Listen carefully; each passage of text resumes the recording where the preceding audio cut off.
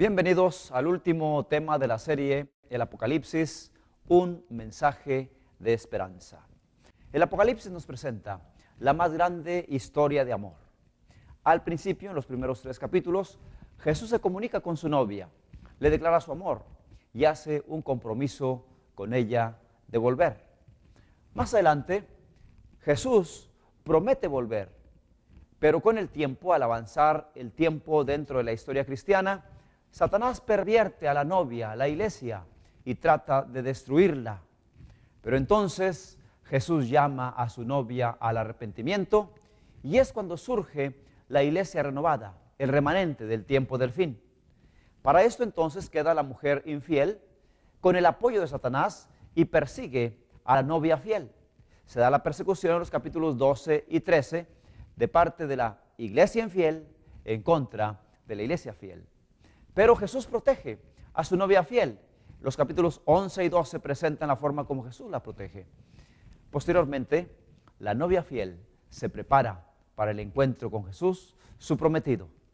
Entonces, Jesús regresa, como estudiábamos en el tema anterior, y se une en matrimonio con su novia fiel, según lo describe Apocalipsis 19, 7 y 8. Jesús ahora lleva a su esposa, el pueblo redimido, de luna de miel al cielo, y pasan allá 1000 años, según lo presenta Apocalipsis capítulo 20. Al inicio de este periodo se realiza la cena de las bodas del Cordero, y Jesús, con sus fieles, con todos los redimidos, con su pueblo, es el anfitrión en esa cena. Jesús pasa entonces con su pueblo redimido 1000 años de luna de miel en el cielo. Después de los 1000 años, desciende la Nueva Jerusalén, viniendo Jesús en ella, y se establece para siempre en la tierra renovada. Así que al final el Apocalipsis concluye presentándonos a Jesús, quien vive para siempre con su pueblo en la tierra renovada y purificada ya de todo pecado. La pregunta aquí es, ¿estarás tú allí? Este último tema le he titulado Para siempre con Jesús. Unos sí, otros no. Porque ciertamente Jesús nos ofrece vivir con Él para siempre, pero unos estarán fuera y otros estarán dentro. Repasando brevemente, diremos que el Génesis nos habla de la caída y de la pérdida del hogar edénico. Y el Apocalipsis nos habla de la restauración de la tierra renovada y de la Nueva Jerusalén. Por lo tanto, es un mensaje de esperanza de principio a fin. Ahora, centrándonos en los capítulos que corresponden a nuestro estudio para ese tema, les invito a que abran sus Biblias en Apocalipsis capítulo 21. Y voy a leer los primeros 5 versículos en los cuales se describe, o el apóstol Juan trata de describir estas escenas gloriosas. Apocalipsis capítulo 21, versículos 1 al 5. Vi un cielo nuevo y una tierra nueva, porque el primer cielo y la primera tierra pasaron, y el mar ya no existía más. Y yo, Juan, vi la santa ciudad, la nueva Jerusalén, descender del cielo, de Dios, dispuesta como una esposa ataviada para su marido. Y oí una gran voz del cielo que decía: He aquí el tabernáculo de Dios con los hombres, y Él morará con ellos, y ellos serán su pueblo, y Dios mismo estará con ellos como su Dios. Enjugará Dios toda lágrima de los ojos de ellos, y ya no habrá muerte, ni habrá más llanto, ni clamor, ni dolor, porque las primeras cosas pasaron. Y el que estaba sentado en el trono dijo: He aquí yo hago nuevas todas las cosas. Y me dijo: Escribe, porque estas palabras son fieles y verdaderas. El apóstol Juan nos dice que él vio la santa ciudad, la nueva Jerusalén, descender del cielo. Me imagino al apóstol Juan, ya ancianito, en un monte grande y alto, allí en la isla de Patmos.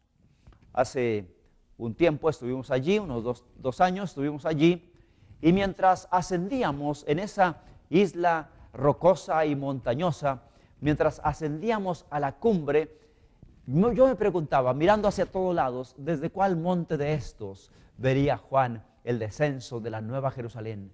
¡Qué escena más gloriosa! ¡Qué experiencia para este discípulo, quien fue el último que sobrevivió a todos sus compañeros, el último que quedaba en esos tiempos que enfrentó él difíciles, pero que Dios le dio la oportunidad de ver el triunfo glorioso de su pueblo. La mira a la distancia, y allá en la lejanía podríamos decir que desde ese monte grande y alto miró hacia arriba y le pareció solo como una piedra de jaspe, preciosísima, diáfana como el cristal, según dice el versículo 11 de Apocalipsis 21. Pero la ciudad, que vio a lo lejos como una piedra de jaspe, se fue acercando cada vez más a la tierra.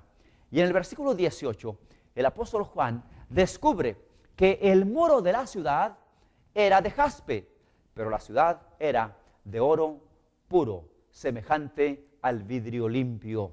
Luego, como que ve la ciudad ya más cerca a él, y descubre que tiene 12 puertas, que las 12 puertas eran 12 perlas, cada una de las puertas era una perla, y la calle de la ciudad era de oro puro, transparente como vidrio limpio. Ahora, la ciudad ha descendido, y lo que él vio a la distancia solo como una piedra de jaspe, ahora la tiene ante sus ojos, y como está desde ese lugar alto en la isla de Patmos, recorre la ciudad con su mirada, y nos dice en el capítulo 21 y versículo 22, nos dice: no vi en ella templo, porque el Señor Dios Todopoderoso es el templo de ella y el Cordero.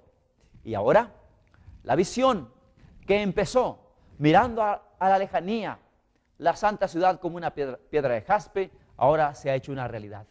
Y el ángel que le muestra esta visión lo traslada al interior de la ciudad. Y el ángel le hace un recorrido, un tour por la santa ciudad. Y dice el apóstol: después me mostró un río de agua de vida, resplandeciente como cristal, que salía del trono de Dios y del Cordero, en medio de la calle de la ciudad. Y a uno y otro lado del río estaba el árbol de la vida, que produce 12 frutos, dando cada mes su fruto, y las hojas del árbol eran para la sanidad de las naciones. Y no habrá más maldición, y el trono de Dios y del Cordero estará en medio de ella, y sus siervos le servirán, y verán su rostro, y su nombre estará en sus frentes. Es así como el apóstol queda ahora bajo el árbol de la vida, extasiado, contemplando hacia arriba ese gigantesco árbol que en la parte inferior se abre. La parte de un tronco cae a un lado del río y la otra parte del tronco al otro lado del río. Y ahí queda Juan, dentro de la santa ciudad, ante el árbol de la vida, ante el río de agua de vida. Pero lo más importante, lo más significativo de esta Nueva Jerusalén no son sus calles de oro, ni sus puertas de perla, ni su muro de jaspe. ¿Saben qué es lo más significativo? Lo más importante, lo más trascendente, lo más atractivo es que Dios mismo estará con su pueblo. Dios mismo estará con su pueblo.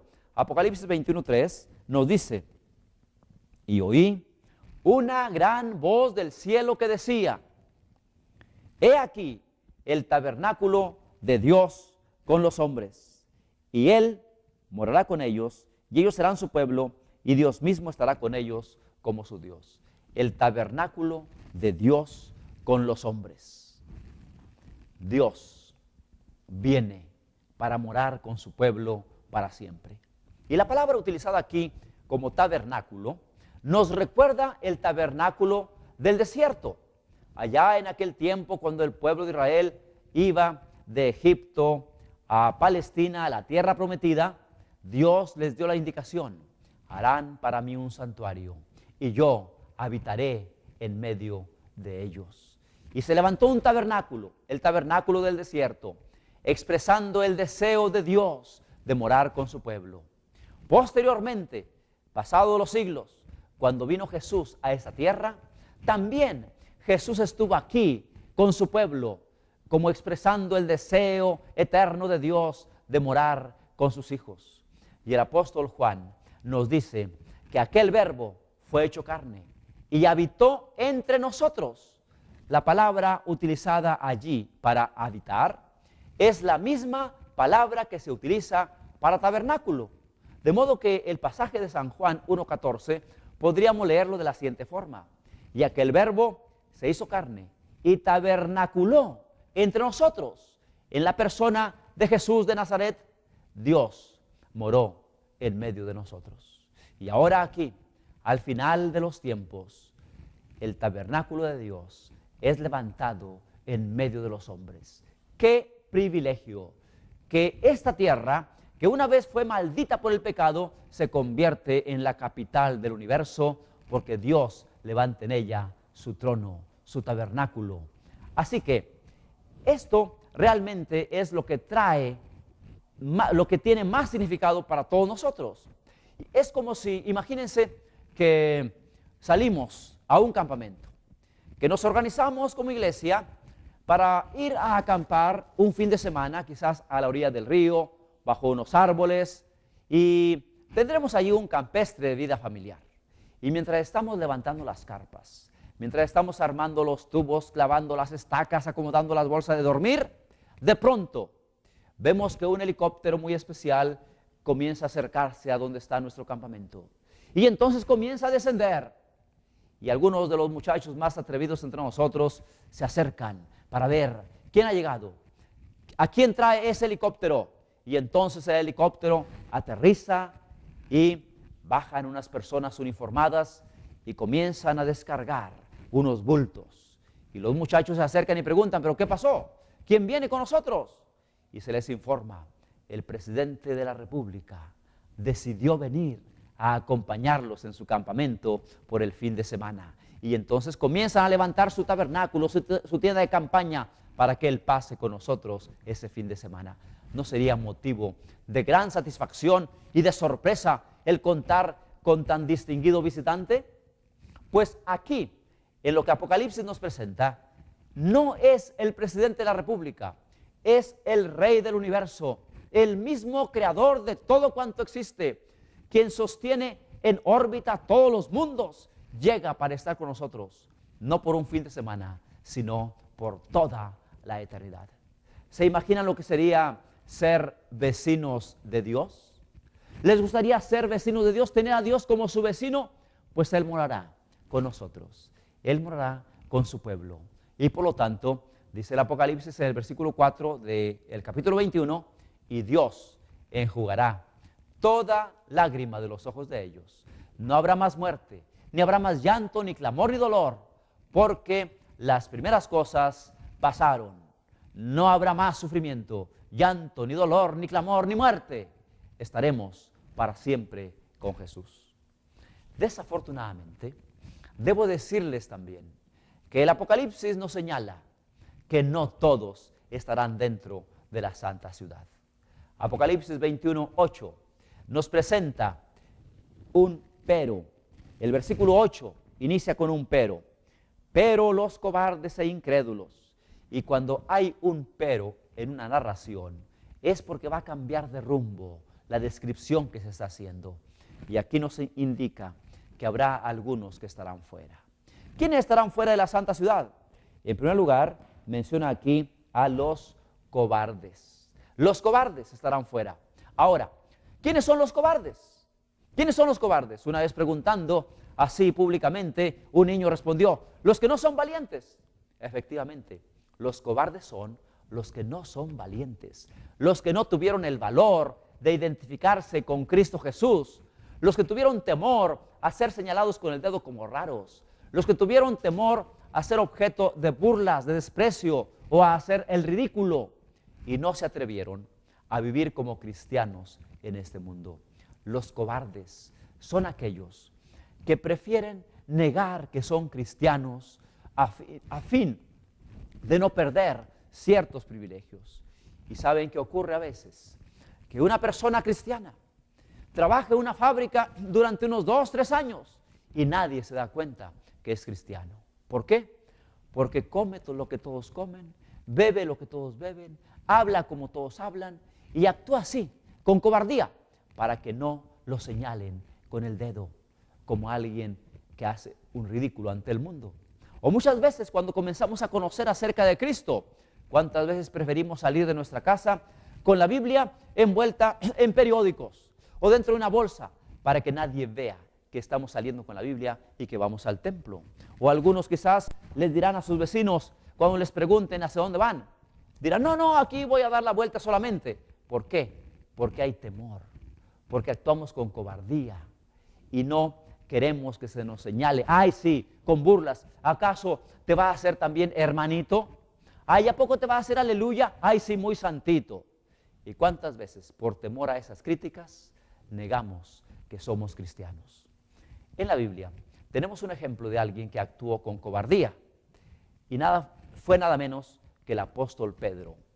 El apóstol Pedro, en aquella noche, aquel jueves de noche, viernes ya de madrugada, cuando Jesús fue tomado prisionero y le hicieron un juicio allí en la casa del sumo sacerdote, Pedro le seguía de lejos, pero entró a la casa del sumo sacerdote, pero quizás no al lugar preciso donde estaba Jesús siendo pasado por aquel juicio, sino que estaba posiblemente en el solar, por allá afuera, y mientras estaban allí ante una fogata calentándose, una muchacha se le queda viendo y le dice, tú también eres de los seguidores de Jesús de Nazaret.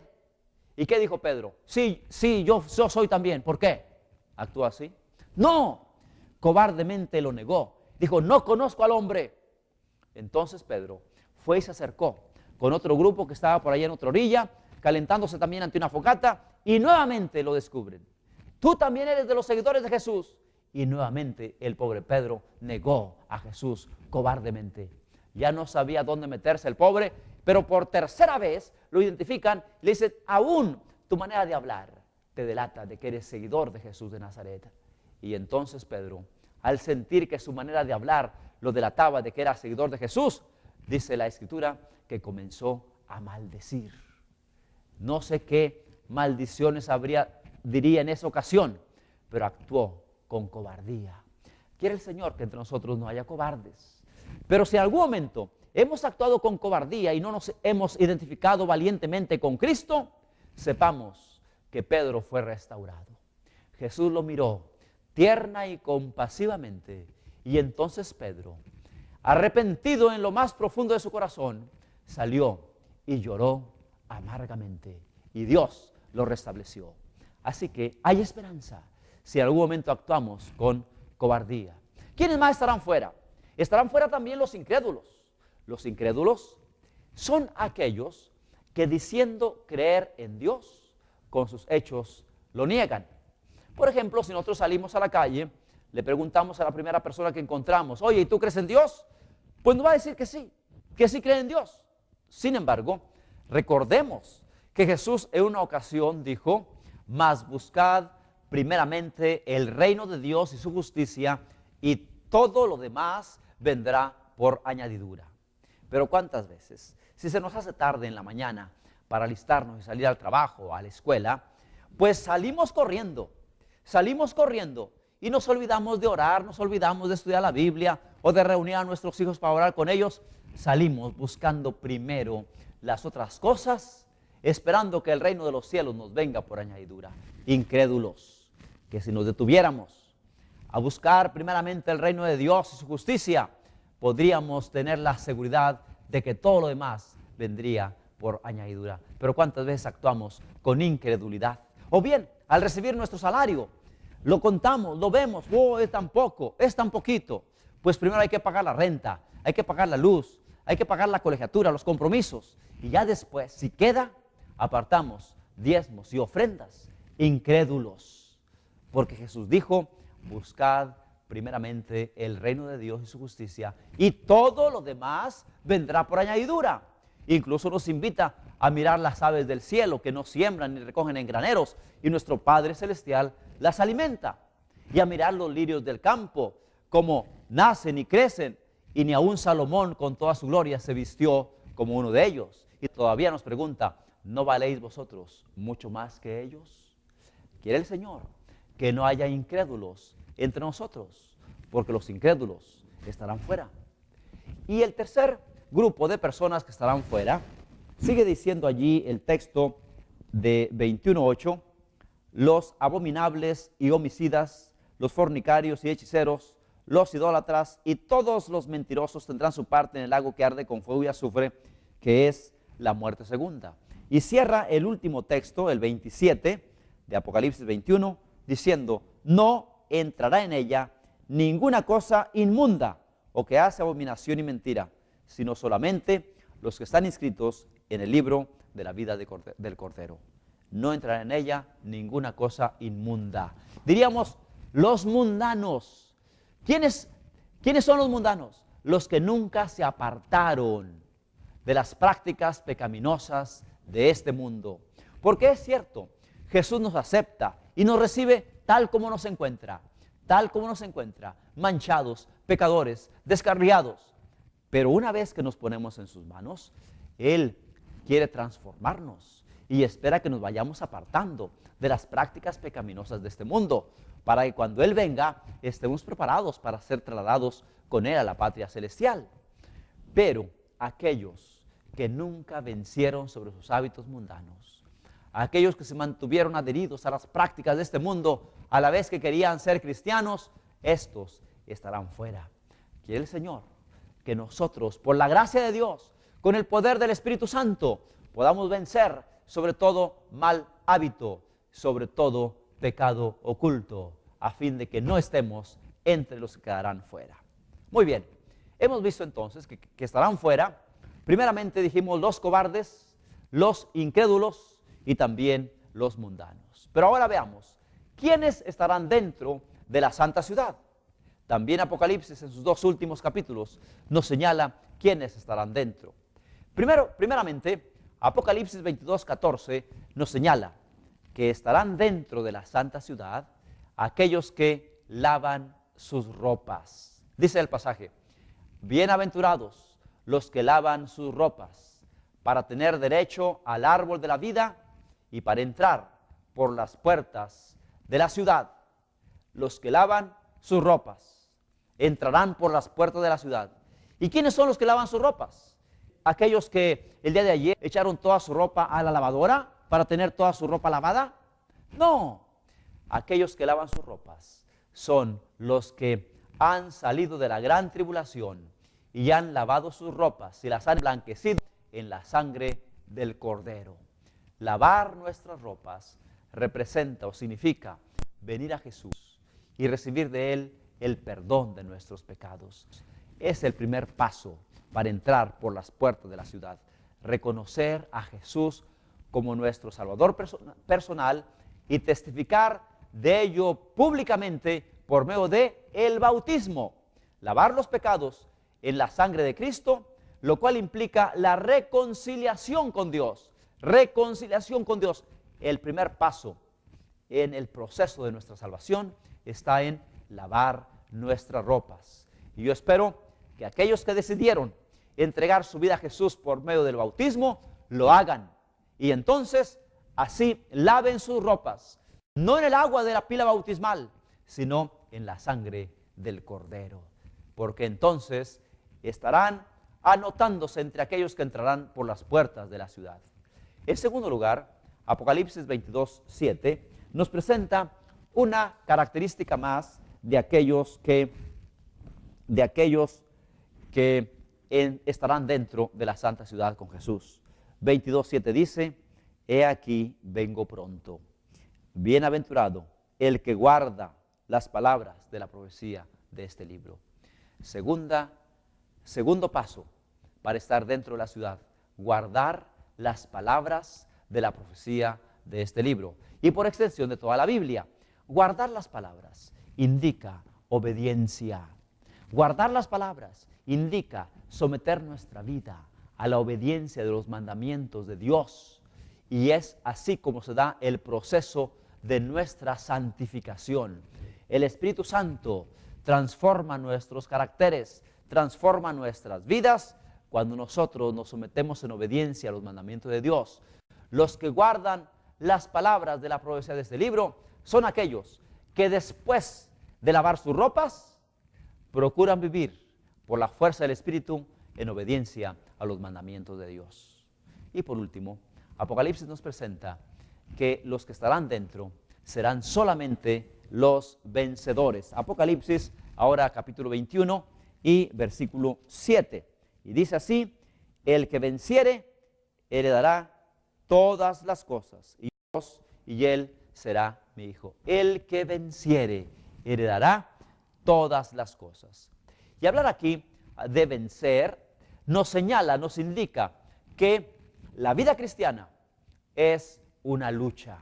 La vida cristiana es una lucha, y solo los vencedores entrarán por las puertas de la ciudad y heredarán todas las cosas. Porque es muy bonito iniciar la carrera cristiana. Nos bautizamos con gran gozo, llegamos a formar parte de este pueblo remanente, nos entregamos a Cristo, le reconocemos como Salvador personal. Pero ¿cuántas veces? A mitad de camino, a veces 2, 3 meses, o 1 año, 2 años, llegamos a fracasar, a dar marcha atrás, y no continuamos, a veces por problemas que pueden surgir aún entre nosotros mismos. Porque no piensen que por unirse a un pueblo remanente que guarda los mandamientos de Dios y que tiene el testimonio de Jesucristo, ya ustedes se unen a un pueblo de santos. No, no, no. No somos santos. Estamos aquí dentro de la iglesia como quienes entran a un hospital para encontrar la sanidad total. Pero imagínese que usted entra a un hospital porque quiere ser sanado. Lo hospitalizan, lo internan, y entonces la primera noche escucha al compañero o al vecino que se la pasó tosiendo toda la noche. A la mañana siguiente usted dice: no, si está muy enfermo. ¿Cuánto tiene ya aquí en este hospital? Y todavía está tosiendo y tosiendo, que ni dejó dormir. Yo mejor me salgo. Y usted se sale del hospital porque vio que en el hospital había un enfermo que aún no se sanaba. Yo espero que nadie se salga de la iglesia porque encuentre que en ella hay alguien que todavía no supera todos los problemas con los cuales está luchando. Recuerden, estamos aquí todos luchando, pero mientras permanezcamos aquí en este hospital, tenemos la esperanza de la sanidad completa a través de Cristo Jesús. Así que el que venciere heredará todas las cosas. 3 características de los que estarán dentro de la santa ciudad. Primera, ¿cuál dijimos? Lavar las ropas, bautizarnos y ser lavados en la sangre de Cristo. Segunda, mantenernos en obediencia, guardar las palabras de la profecía de este libro. Y tercera, perseverancia, perseverar hasta el fin. Y para concluir, el libro del Apocalipsis cierra con una encomienda misionera. Apocalipsis 22, 17 nos dice: y el Espíritu y la esposa dicen: ven. Y el que oye, diga: ven. Y el que tiene sed, venga. Y el que quiera, tome del agua de la vida gratuitamente. El Espíritu y la esposa. El Espíritu es el Espíritu Santo. La esposa es la iglesia, quienes a través de esa serie de estudios han estado diciendo: ven. El Espíritu y la esposa, ven. La invitación a entregarnos a Cristo Jesús. La invitación a venir a la salvación, a beber del agua de la vida gratuitamente. Pero dice el pasaje: el que oye, diga ven. El que oye, diga ven. Esta figura está tomada de la experiencia de los antiguos beduinos cuando cruzaban el desierto. Imaginémonos que va una caravana de unas 10 personas en sus camellos cruzando un gran desierto. Y a mitad de la travesía, a mitad del camino, se les acaba, se les agota totalmente toda provisión de agua. Están expuestos a perecer en el desierto. Pero entonces se organizan para ver quién encuentra primero un oasis en el desierto. Y se separan, de modo que avanzan uno en una dirección, otro a unos 50 metros, de modo que puedan escucharse. Otro más allá, y cubren un área más extensa. Se separan solo a una distancia donde puedan escucharse uno al otro. Y la consigna es que el primero que encuentre una fuente de agua en el desierto habrá de llamar al siguiente: agua, ven. Y ese pasará la voz al de más allá: agua, ven, hasta que todos escuchen la invitación y se reúnan junto al oasis para saciar su sed y reabastecerse de ese preciado líquido. Ahora, imaginémonos que van avanzando por el desierto, buscando una fuente, y uno de ellos llega y encuentra un oasis. Y entonces grita al más cercano, agua, ven. Y aquel, en su desesperación, escucha la invitación a venir al agua y corre, pero no pasa la voz al siguiente. ¿Qué pasará con el resto? Con aquellos que no escucharon la invitación, siguen por el desierto y quizás perezcan de sed a mitad del desierto.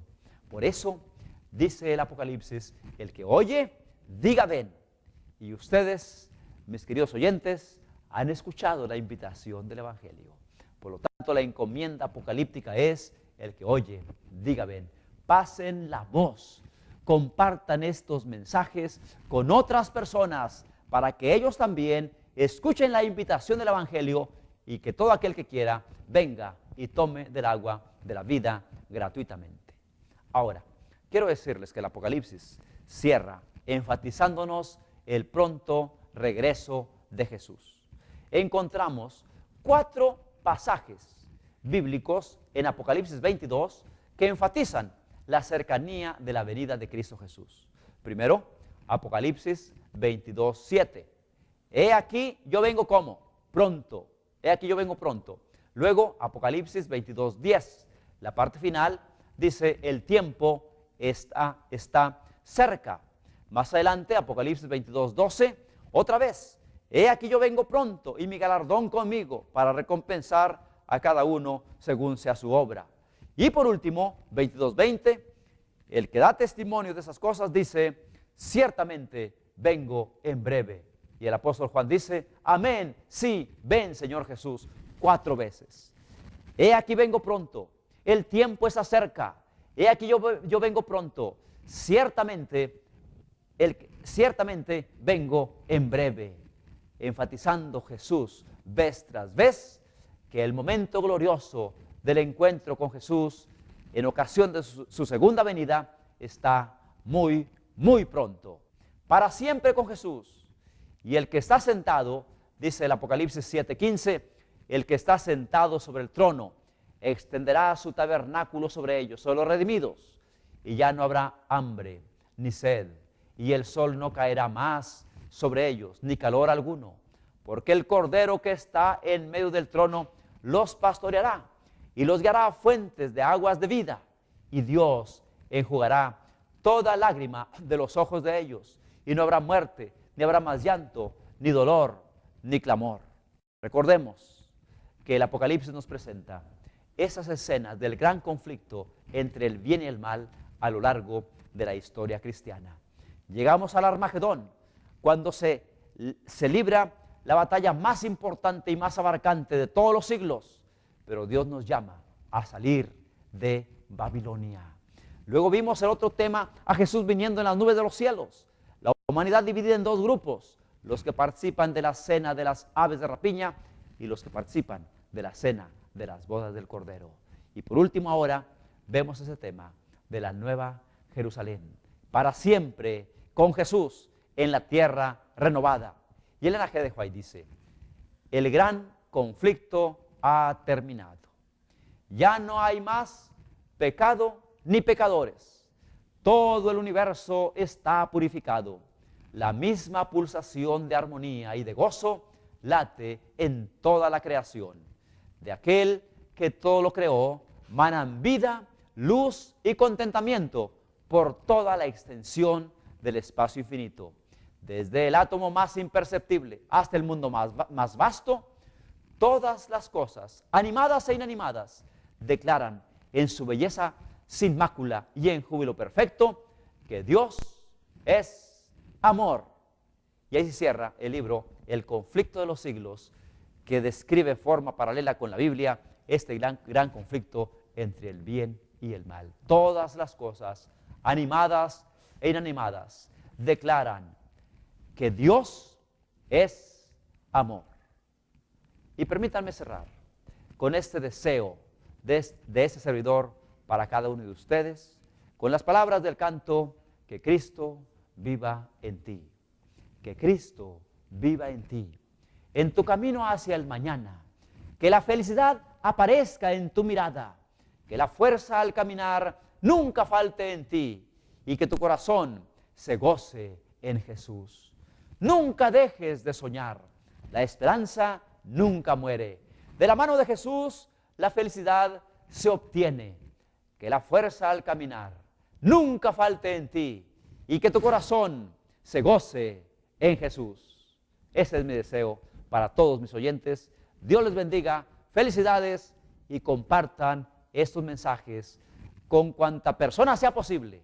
El que oye, diga ven. Que Dios les bendiga.